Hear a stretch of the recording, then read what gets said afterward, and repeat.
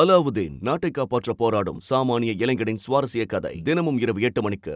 அண்ணா நினைவு தினத்தை ஒட்டி சென்னை மெரினாவில் உள்ள அவரது நினைவிடத்தில் முதலமைச்சர் மு.க.ஸ்டாலின் மரியாதை செலுத்தி வருகிறார். அந்த காட்சிகளை பார்க்கிறோம்.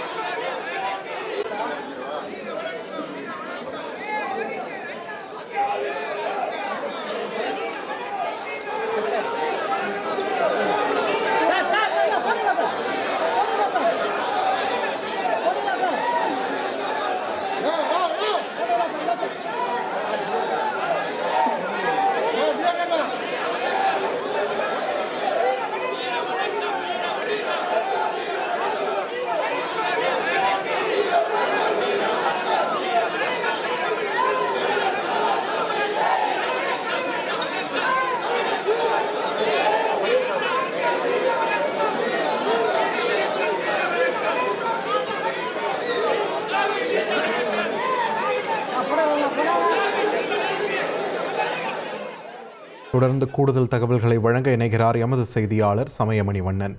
சமயமணி, வணக்கம். விரிவான தகவல்களை பதிவு பண்ணுங்க. வணக்கம். முன்னாள் முதலமைச்சர் அறிஞர் அண்ணாவின் 56வது நினைவு தினமானது இன்றைய தினம் அனுசரிக்கப்படுகிறது. இதனையொட்டி திமுக சார்பில் திமுக தலைவரும் முதலமைச்சருமான மு.க.ஸ்டாலின் அவர்கள் தலைமையில் அமைதி பேரணியானது தற்போது சென்னை மெரினா கடற்கரையில் உள்ள அண்ணா நினைவிடத்திற்கு வந்துள்ளது. குறிப்பாக ஆண்டுதோறும் முன்னாள் முதலமைச்சர் பேரறிஞர் அண்ணாவின் நினைவு தினத்தன்று இந்த அமைதி பேரணியானது திமுக சார்பில் நடத்தப்படுவது வழக்கம். அந்த வகையில் இந்த தினம் 56வது நினைவு தினத்தையொட்டி தமிழக முதலமைச்சர் மு.க.ஸ்டாலின் திமுக நாடாளுமன்ற உறுப்பினர்கள், திமுக சட்டமன்ற உறுப்பினர்கள், திமுக பொதுச் செயலாளர் துரைமுருகன் உள்ளிட்ட திமுக தலைவர்கள் அனைவரும் சென்னை வாலாஜா சாலையிலிருந்து அண்ணா சாலை வழியாக சந்திப்பில் தொடங்கி அண்ணா சதுக்கம் வரை முதலமைச்சர் மு.க.ஸ்டாலின் தலைமையில் அமைதி பேரணியானது தற்போது சென்னை மெரினா கடற்கரையில் உள்ள அண்ணா நினைவிடம் வந்தடைந்துள்ளது. குறிப்பாக இந்த அமைதி பேரணியில் அண்ணா நினைவிடம் வந்த இந்த அமைதி பேரணியில் அண்ணா நினைவிடத்தில் முதலமைச்சர் மு.க.ஸ்டாலின் தற்போது மலர் வளையம் வைத்து அண்ணா நினைவிடத்தில் வந்து மரியாதை செலுத்தியுள்ளார். இந்த நிகழ்ச்சியில் துணை முதலமைச்சர் உதயநிதி ஸ்டாலின், மூத்த அமைச்சர்கள், திமுக நாடாளுமன்ற சட்டமன்ற உறுப்பினர்கள் என ஏராளமானவர் பங்கேற்றுள்ளனர். நன்றி சமயமணி, உங்களுடைய விரிவான தகவல்களுக்கு.